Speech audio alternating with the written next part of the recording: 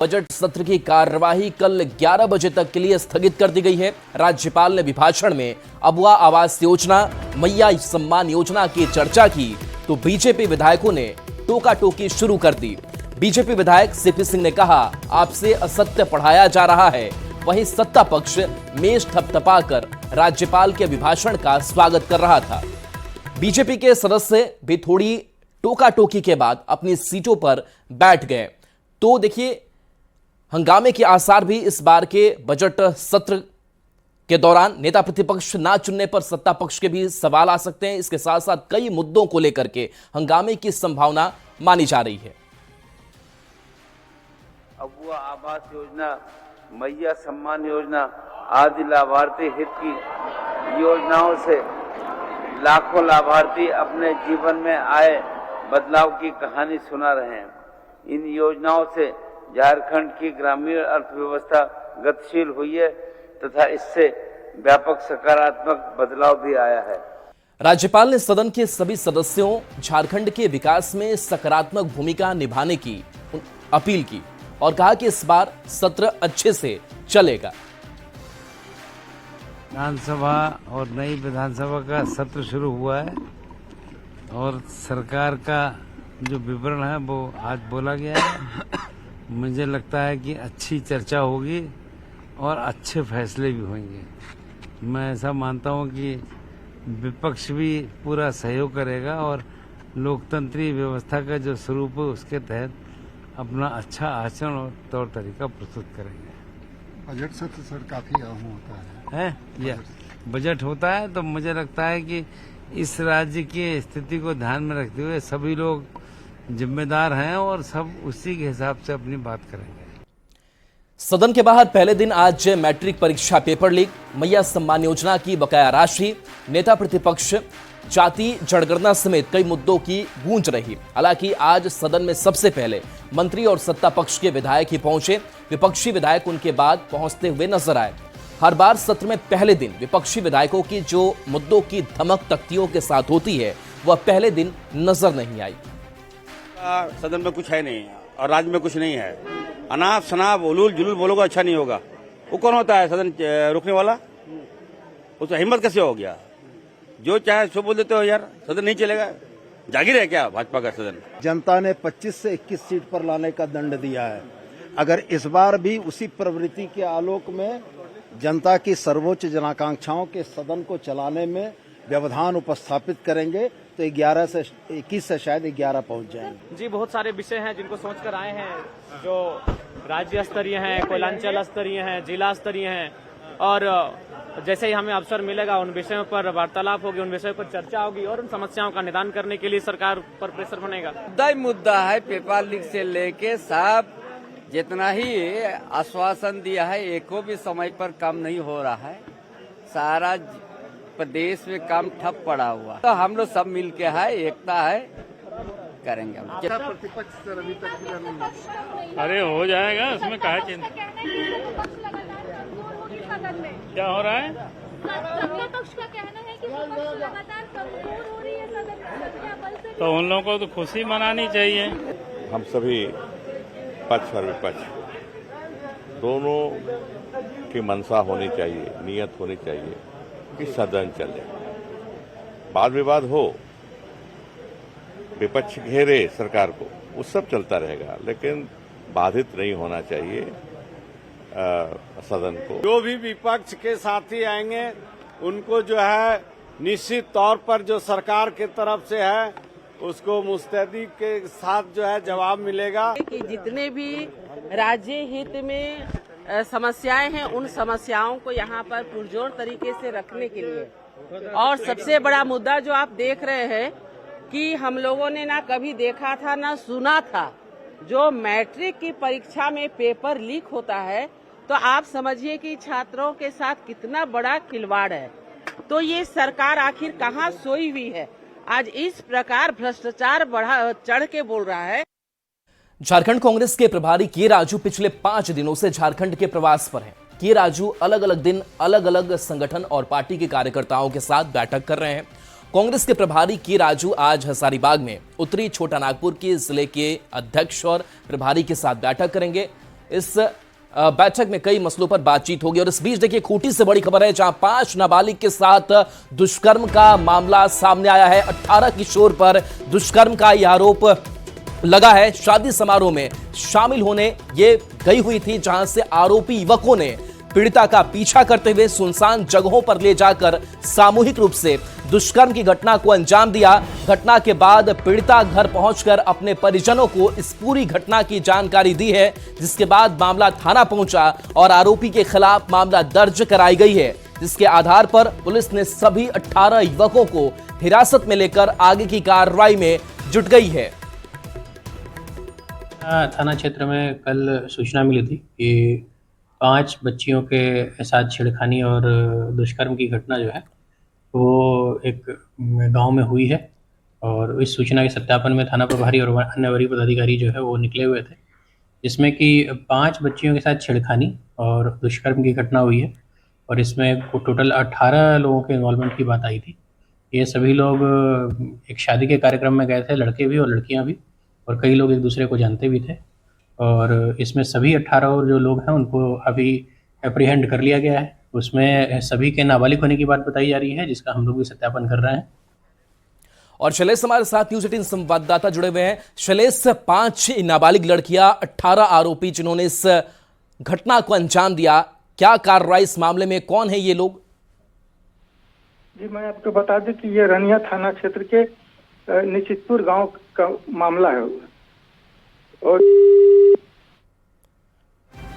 जी बिल्कुल, तो देखिए शादी समारोह में एक किशोरी गई हुई थी, 5 की संख्या इनकी थी और पुलिस हिरासत में 18 आरोपी हैं, जिनके ऊपर अब कानूनी कार्रवाई की जा रही है। लेकिन ऐसी घटना के बाद से कई सवाल बेटियों की सुरक्षा पर खड़े हो रहे हैं। और देखिए पुलिस क्या कार्रवाई करती है ये भी देखना दिलचस्प होगा। 18 किशोर पर दुष्कर्म का आरोप लगा है, हालांकि इनको हिरासत में लिया गया है, इनसे पुलिस ने पूछताछ भी की है। बताया जा रहा है कि शादी समारोह में ये किशोरी गई हुई थी और 5 इनकी संख्या और 18 आरोपियों ने इस सामूहिक दुष्कर्म को अंजाम दिया है। घटना के बाद पीड़िता घर पहुंचकर अपने परिजनों को पूरी घटना की जानकारी दी। मामला पुलिस तक पहुंचा और मामले की छानबीन करते हुए पुलिस ने इन आरोपियों को हिरासत में लिया और पूछताछ कर रही है। बता दें कि इस शिकायत के आधार पर पुलिस ने सभी 18 युवकों को हिरासत में लेकर आगे की कार्रवाई में जुट गई है। शैलेश एक बार फिर से हमारे साथ जुड़ गए हैं। शैलेश, आपकी आवाज नहीं आ पा रही थी, क्या कार्रवाई? जी, मैं आपको बता दूं कि ये रानिया थाना क्षेत्र के उलिहाती गांव का मामला है, जहां पर ये जो पीड़िता है, 5 नाबालिग जो युवती है, वो अपने परिचित के शादी समारोह में भाग लेने के लिए निश्चितपुर गई थी, जहां से लौटने के दौरान वहीं पर कुछ लोग जो परिचित थे वही इसके पीछा करने लगे और छेड़छाड़ करना शुरू किया और सभी को पकड़कर कारो नदी किनारे ले गया, जहां पर दुष्कर्म की घटना को अंजाम दिया है, वो भी सामूहिक रूप से। घटना के बाद पीड़िता जब घर पहुंची तो अपने परिजनों को सारी घटना बताई, जिसके बाद मामला थाना पहुंचा और वहां पर नामजद चले बिल्कुल शैलेश आपके पास आएंगे। ओम प्रकाश हमारे साथ न्यूज़ 18 संवाददाता जुड़े हुए हैं। ओम प्रकाश, कई गंभीर सवाल बेटियों की सुरक्षा पर भी खड़े हो रहे हैं कि कोई शादी समारोह में बच्ची आ जाती है और उनके साथ इस तरीके से सामूहिक दुष्कर्म होता है, 18 लोग इसमें संलिप्त होते हैं। क्या कार्रवाई इस मामले में अब तक, क्या पहचान इन आरोपियों की? जी बिल्कुल, जिस तरह से नाबालिग बच्चियों के साथ जो ये कुकृत्य की घटना को अंजाम दिया गया है, इस पूरे मामले को लेकर जो खूंटी पुलिस है वो अपनी तरफ से कार्रवाई कर रही है। तो वहीं पुलिस मुख्यालय के द्वारा भी इस संबंध में विशेष दिशा निर्देश दिए गए हैं। हालांकि जो अब तक जानकारी सामने आई है, जो नाबालिग बच्चियों के साथ जो दुष्कर्म जैसी वारदात को अंजाम दिया गया, उसमें जो संलिप्त बच्चे जो आरोपी हैं वो भी नाबालिग है। तो ऐसे में तमाम जो ओम प्रकाश, क्या ये भी छात्र हैं?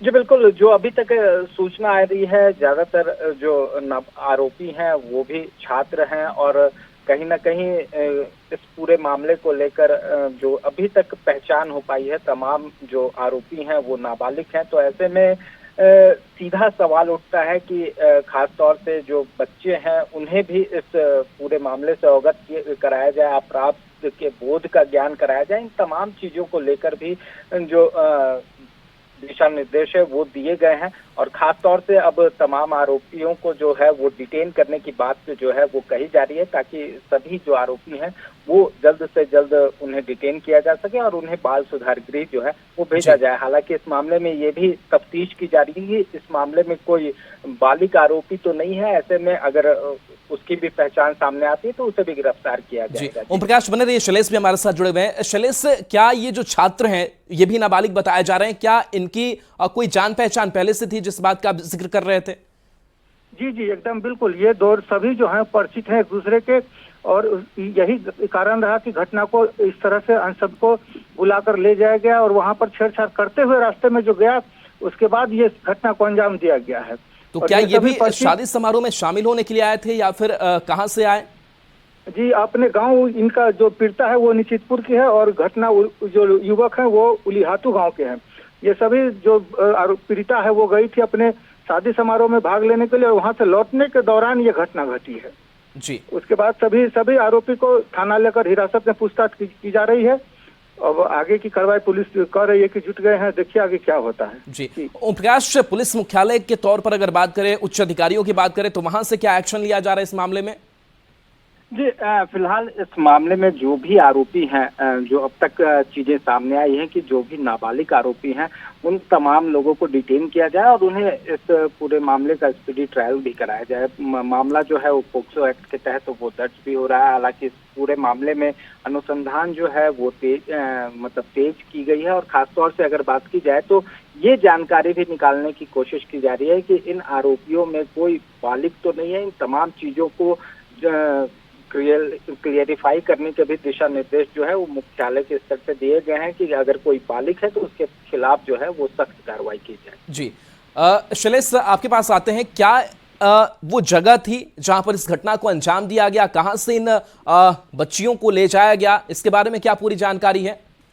बता दूं कि ये जो पीड़िता है वो निश्चितपुर की है और ये उलिहातू उरिकेल गई थी अपने रिश्तेदार के घर कार्यक्रम में शादी समारोह में भाग लेने के लिए। वहां से आने के दौरान जब ये 18 युवक जो आरोपी हैं वो पीछा करते हुए इनको इनके साथ आया और रास्ते में छेड़छाड़ करते हुए कारो नदी किनारे ले गया जी और वहीं पर इस घटना को अंजाम दिया गया है। और ये सभी पहले से ही पूर्व परिचित थे, इसलिए बहुत ज्यादा लोग आशंका नहीं किया कि आखिर क्या घटना घट जाएगी।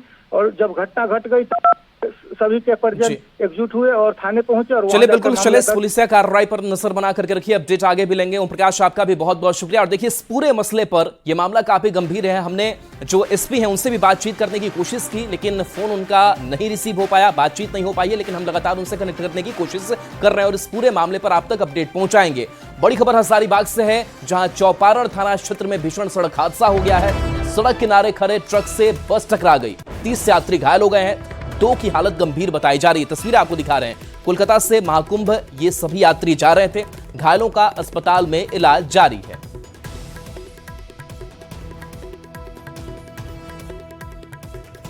तो देखिए 30 यात्री घायल हुए हैं, तस्वीर आपको दिखा रहे हैं। जिन यात्रियों को अस्पताल में भर्ती कराया गया है, कोलकाता से महाकुंभ ये सभी जा रहे थे और इनकी बस हादसे का शिकार हो गई। घायलों का अस्पताल में इलाज कराया जा रहा है। 30 यात्री घायल हुए हैं, 2 की हालत बेहद गंभीर बताई जा रही है। सड़क किनारे खड़े ट्रक से बस टकरा गई। सुशांत सोनी हमारे साथ न्यूज 18 संवाददाता जुड़े हुए हैं। सुशांत, कैसे हादसा हुआ, अभी क्या अपडेट, घायल कैसे हैं?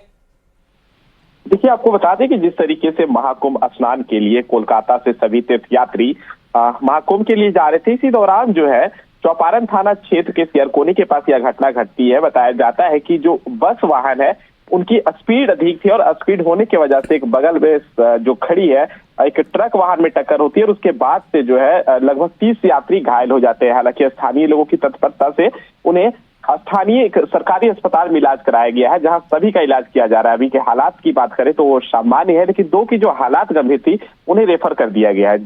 जी चलिए शुक्रिया सुशांत इस अपडेट के लिए आपका।